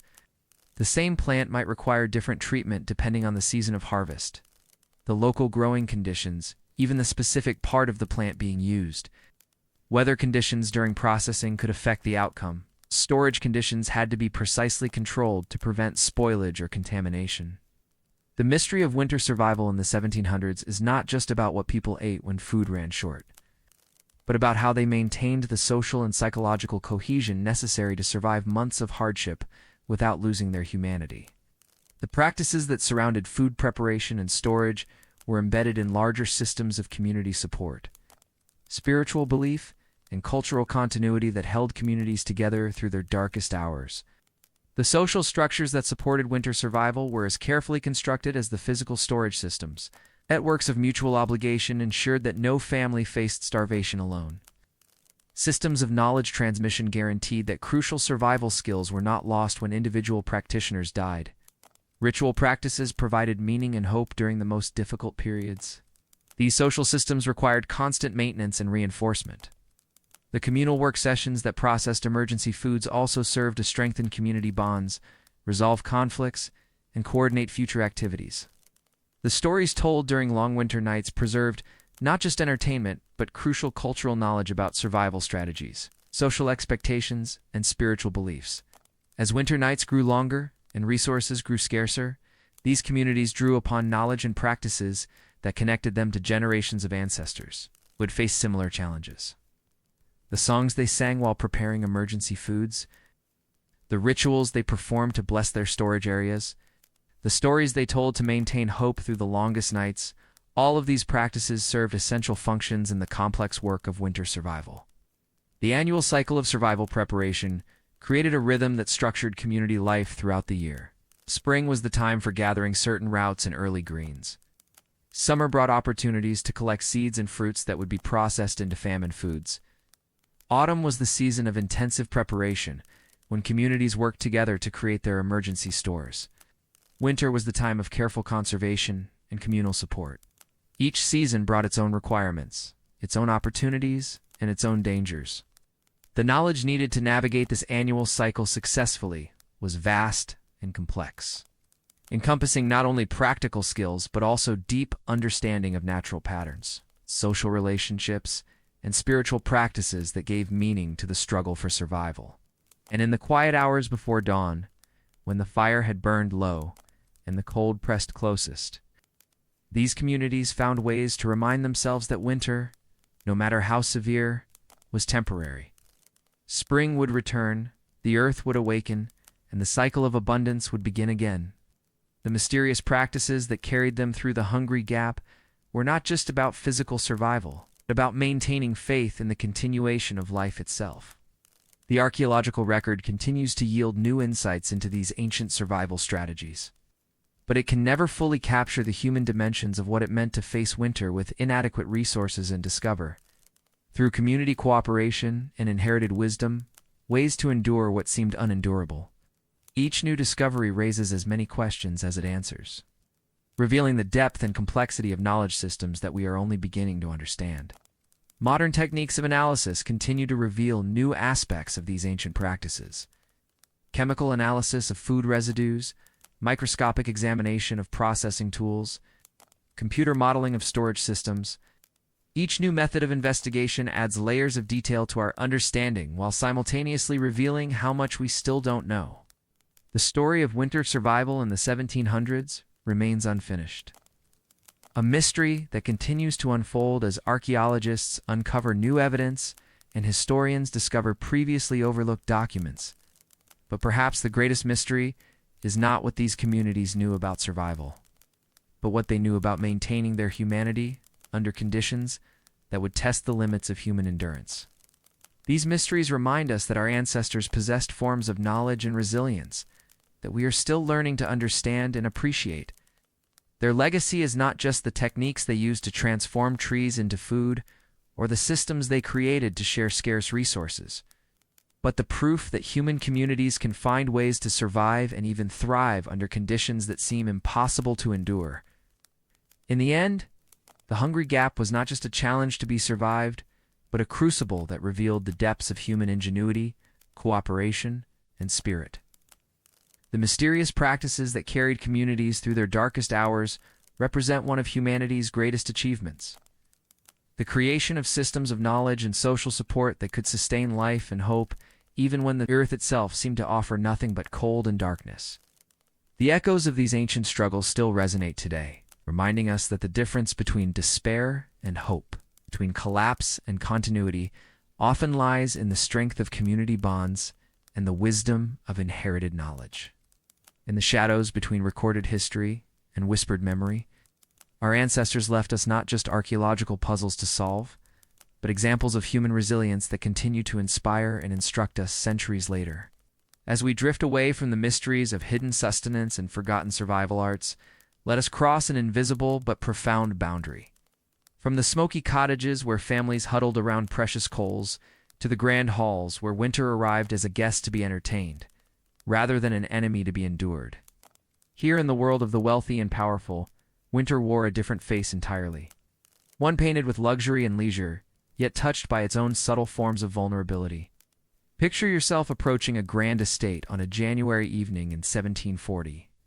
Somewhere in the English countryside, where rolling hills stretch away into winter darkness, the manor house rises before you like a constellation of golden light, every window blazing with the warm glow of dozens of candles, the smoke from multiple chimneys rising straight up into the still, cold air.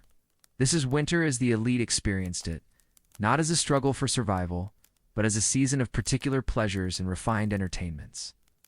The great hall of this manor house would have been a marvel to behold during winter evenings. Imagine stepping through massive oak doors into a space vast enough to house several of the cottages we visited earlier. The ceiling soars above you, supported by wooden beams dark with age and smoke, while tapestries hung along the walls provide both decoration and insulation against the cold that would otherwise seep through stone and mortar. But it is the fireplace that dominates this grand space, not the small, carefully tended hearth of a peasant cottage, but a massive stone construction large enough for several people to stand inside. The fire that blazes within it consumes logs as thick as a man's torso, creating a heat so intense that servants must periodically retreat from its proximity. This single fireplace burns in one evening more wood than a poor family might use in an entire week. The lord of this manor and his family gather around tables laden with the abundance that winter scarcity makes impossible for their tenants. Roasted meats, beef, pork, venison, taken from deer that have been carefully preserved in the estate's hunting grounds, fill the air with rich aromas. The vegetables that appear on these tables are not the carefully rationed turnips and onions of peasant meals, but preserved delicacies, fruits candied in sugar and stored in sealed containers, vegetables pickled in vinegar and spices imported from distant lands. Yet even in this abundance, winter imposed its own rhythms and limitations on elite life. The same storms that made survival precarious for the poor also isolated the wealthy in their great houses, cutting them off from the social networks that normally defined their existence. A blizzard that might kill a peasant family would merely inconvenience a noble household. But that inconvenience could stretch for weeks when roads became impassable and communication with the outside world was severed. Let yourself imagine the particular quality of winter leisure that characterized elite life in this period. The short daylight hours and harsh weather that made outdoor work impossible for the poor. Created for the wealthy, extended periods of enforced indoor activity.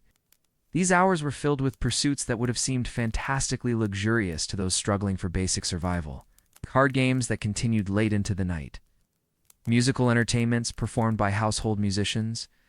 Elaborate needlework projects that served no practical purpose beyond beauty and the demonstration of leisure. The manor house itself was a complex organism designed to make winter comfort possible through the labor of dozens of servants. In the cellars beneath the great hall, servants tended stores that represented abundance almost beyond imagination to those living in poverty. Barrels of salted meat, wheels of cheese aging in carefully controlled conditions, casks of ale and wine, sacks of grain that could feed a village for months. The kitchen staff of such establishments faced their own winter challenges, but challenges of management rather than scarcity. The head cook needed to plan elaborate meals that would impress guests while making efficient use of stored provisions. The servants responsible for heating had to maintain fires in multiple rooms throughout the house, requiring the coordination of fuel supplies and labor that represented a form of resource management as complex as any faced by peasant families, though obviously with very different stakes.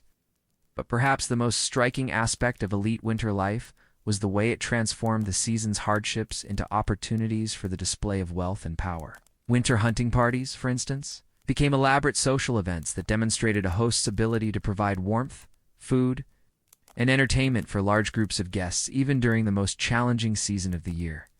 Imagine one of these winter hunting expeditions, dozens of horses and hounds, elaborately dressed participants, servants carrying supplies for outdoor feasts that would take place regardless of weather conditions. The deer or boar that might be taken during such hunts represented not survival as they would for poachers, but sport and status. The meat would supplement stores that were already abundant, and the hunt itself would become the subject of stories told around fires that burned without regard for fuel conservation. The contrast between this world and the desperate resourcefulness of winter survival among the poor was not lost on contemporary observers.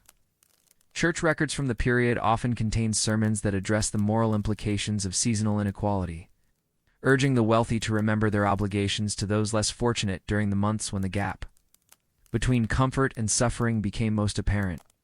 Yet the wealthy faced their own forms of winter vulnerability, though these were more subtle and less immediately life-threatening than those encountered by the poor. The isolation imposed by winter weather could last for weeks in remote manor houses, creating psychological strains that manifested in various forms of social tension. Households that might function smoothly during the active months of spring and summer could develop serious conflicts when confined together for extended periods during winter's enforced intimacy. Medical care during winter presented particular challenges even for the wealthy. While they had access to better food, warmer shelter, and more skilled physicians than the poor, they were not immune to the diseases that flourished in cold, damp conditions. The same respiratory ailments that killed peasants could prove serious even for well-fed nobles. And the treatments available to 18th-century medicine were often as dangerous as the conditions they sought to cure. The elaborate clothing worn by the elite during winter months represented a form of conspicuous consumption that served multiple social functions. The furs, velvets, and fine woolens that kept wealthy bodies warm also demonstrated status and wealth in ways that were particularly meaningful. During a season when the poor wore every piece of clothing they owned simultaneously simply to survive, but these elaborate costumes also created their own limitations. The formal dress required for social occasions among the elite was often impractical for the realities of winter weather, creating situations where wealthy individuals found themselves less capable of dealing with cold and snow than their more practically dressed servants. A nobleman in silk stockings and leather shoes was poorly equipped to venture outside his heated carriage, while his coachman, in woolen clothes and sturdy boots, could work comfortably in conditions that would quickly incapacitate his social superior. The religious observances that marked winter for all social classes took on particular characteristics among the elite. The Christmas celebrations in great houses were elaborate affairs that lasted for days, involving feasts, entertainments, and gift-giving on a scale that demonstrated both generosity and wealth. These celebrations served important social functions, reinforcing hierarchies and relationships that might become strained during the long months of winter confinement. Yet even these celebrations contained reminders of winter's fundamental challenges. The tradition of charitable giving during winter festivals was not merely ceremonial generosity, but recognition of the genuine desperation that characterized the season for many.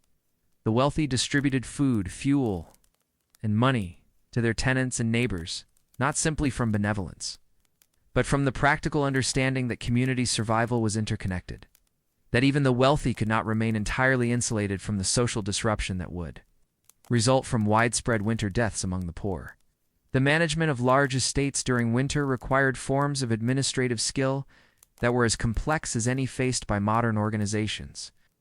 The lord of a great house needed to coordinate the activities of dozens of servants, manage stores that represented substantial wealth, maintain facilities that covered hundreds or thousands of acres, and oversee the welfare of tenant families whose survival depended on decisions made in the manor's warm halls.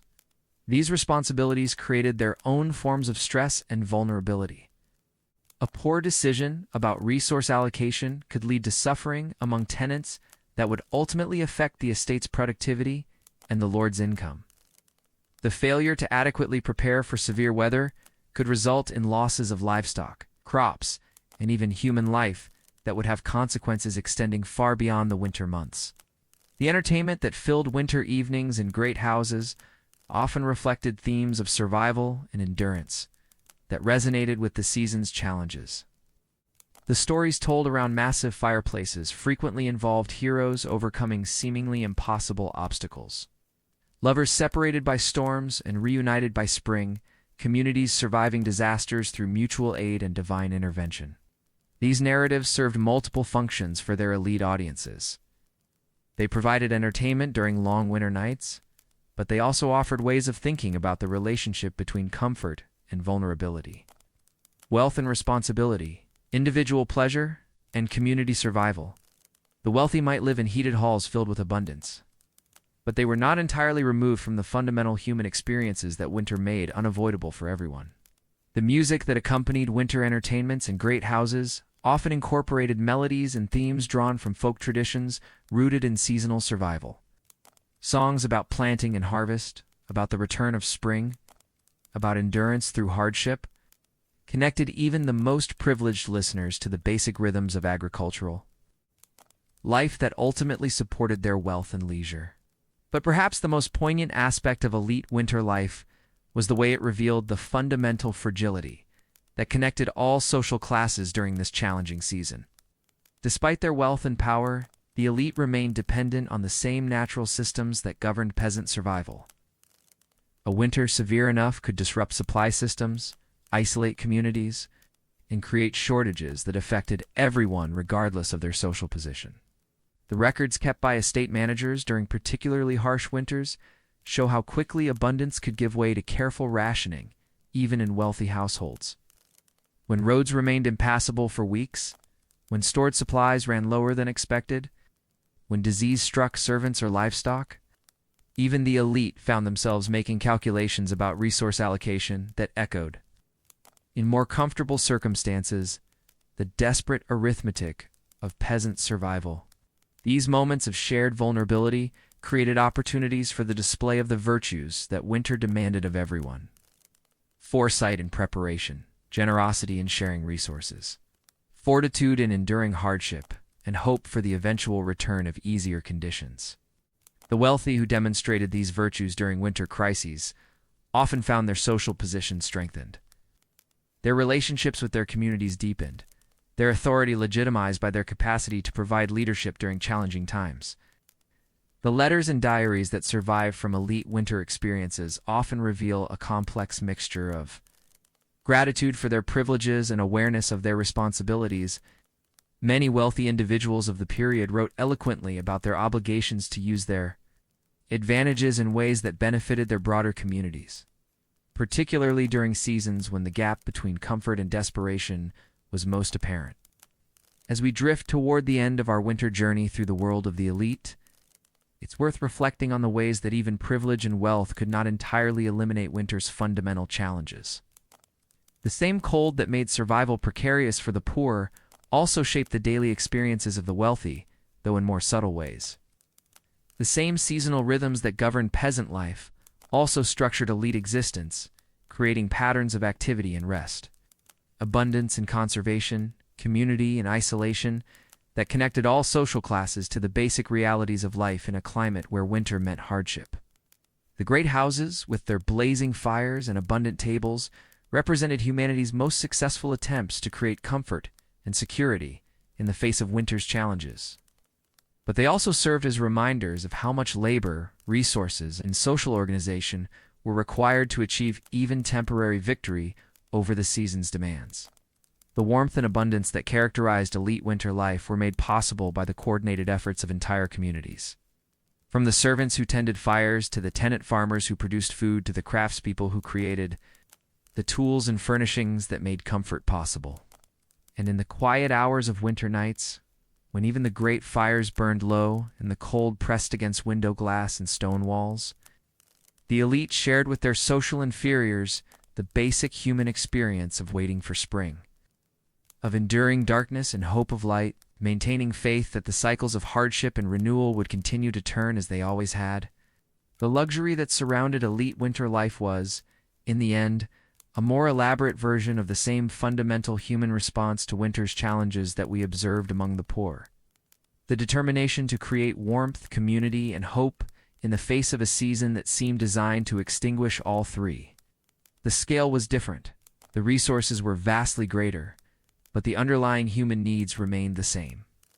As our winter journey draws to its gentle close, and we prepare to drift back toward the warmth of our own time and place, let us pause for a moment in that threshold space between sleeping and waking, between past and present, where the voices of winter's survivors still whisper their quiet lessons about endurance, community, and hope. We have walked together through the frost-painted morning of a peasant cottage, felt the sting of cold air against skin that had little protection from winter's bite, calculated with numbed fingers the arithmetic of survival that governed every meal, every piece of kindling, every hour of precious warmth. We have known the weight of responsibility that comes with keeping a family alive through months, when the earth holds its abundance locked away beneath snow and ice. We have journeyed with Olaudah Equiano through the particular challenges faced by those whom winter found as strangers in strange lands. Those for whom cold was not just discomfort but exile, not just hardship, but the sharp reminder of how far they were from the warm places of memory and belonging. His story reminds us that winter's challenges were always amplified for those whom society had already marked as vulnerable, already placed at the margins of community and care. We have descended into the mysterious spaces where practical necessity merged with ancient wisdom, where communities developed knowledge and practices that allowed them to find sustenance in seemingly barren landscapes, to create abundance from scarcity through understanding accumulated over generations of survival. These mysteries remind us of how much we may have forgotten about the subtle arts of living in intimate connection with the natural world. And we have glimpsed the paradox of privilege during winter's reign, seen how wealth could insulate but never entirely protect, how abundance could coexist with vulnerability, how even the most successful human attempts to defeat winter's challenges remained temporary victories that required constant vigilance and community cooperation to maintain. Through all of these experiences, we have witnessed the fundamental human capacity to adapt, endure, and find meaning in the face of conditions that seem designed to make existence impossible. The people whose winter stories we have shared possessed no technologies beyond fire, simple tools, and the accumulated wisdom of their communities. Yet they found ways not merely to survive but to maintain dignity, hope, connection to one another through months of hardship that would challenge even our modern resources. Their legacy lies not in the specific techniques they used to stretch grain or preserve vegetables or find fuel in seemingly depleted forests, but in their demonstration of the human capacity to respond to seemingly overwhelming challenges with ingenuity, cooperation, and persistent hope. They showed that communities could organize themselves to ensure that knowledge essential for survival was preserved and transmitted, that resources could be shared in ways that increased everyone's chances of enduring difficult seasons, that the social bonds that hold human groups together could actually strengthen under pressure when guided by wisdom and mutual care. The contrast between their winter experiences and our own serves not to make us grateful for modern conveniences, though such gratitude is certainly appropriate, but to remind us of capabilities we may have allowed to atrophy in our comfortable age. The people of the 1700s knew things about resilience, community cooperation, and the patient endurance of hardship that our centrally heated, globally connected world may have caused us to forget. They understood that survival often depends not on individual strength or resources, but on the quality of relationships between people facing challenges together. They knew that hope must be actively maintained through the sharing of stories, songs, and practices that connect present struggles to larger patterns of renewal and recovery. They recognized that the knowledge needed for survival must be held in common, passed from generation to generation, and adapted to meet new challenges while preserving essential wisdom.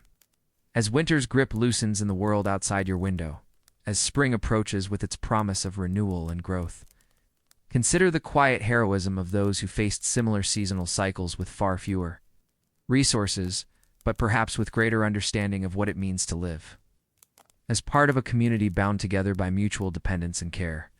Their winters are long past, their struggles concluded, their names mostly forgotten by history, but their example remains, preserved not in books or monuments, but in the continuing human capacity to respond to hardship with creativity, to face uncertainty with courage, and to maintain hope for better times, even in the midst of present difficulties. Let their voices accompany you towards sleep. These ancestors who knew cold intimately, but never let it freeze the warmth that connects one human heart to another. Let their example of patient endurance remind you that even the longest winters eventually yield to spring, that even the most difficult circumstances can be endured when faced with community support and inner resilience. And as you drift toward dreams, perhaps you will carry with you some echo of their quiet wisdom. That survival is often a matter not of dramatic gestures, but of persistent, careful attention to the small details that sustain life. That comfort and security are always temporary gifts to be appreciated, rather than permanent achievements to be taken for granted. And that the human capacity for adaptation, cooperation, hope runs deeper than any challenge that seasons or circumstances can present. Sleep well, knowing that you are a part of a long line of survivors, that the warmth surrounding you connects you to countless others who found ways to create light and hope in dark places, and that tomorrow will bring its own possibilities for the kinds of quiet heroism that sustain communities through whatever winters they may face. The fire burns low, the night grows deep, and winter's stories fade into the gentle rhythm of your breathing, carrying you toward the rest that restores all things and prepares them for whatever dawn may bring. As the story fades, thank you for spending this quiet time with me. If you'd like more slow journeys like this, 3 or 4 every week, you're welcome to subscribe. There's another soft-spoken tale waiting right here, or you can tap below to stay close to our nighttime history community. Rest easy, and I'll see you soon.